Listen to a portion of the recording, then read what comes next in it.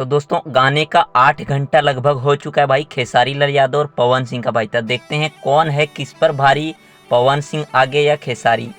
तो दोस्तों आप लोग का काफ़ी ज़्यादा डिमांड था कि भाई बताइए कि कौन आगे चल रहा है और कौन पीछे चल रहा है, और आप लोग भी देखे होंगे भाई। और भाई ये ज़बरदस्त सॉन्ग है, पवन सिंह का भी बवाल सॉन्ग है भाई। दोनों का लुक समझिए सेम है, खेसारी लाल यादव और पवन सिंह का। और इन दोनों गाने में अगर भाई सबसे अच्छा लगा है हमको, तो भाई ये दोनों गाने में जो एक्ट्रेस है काफ़ी ज़्यादा पसंद लगा है।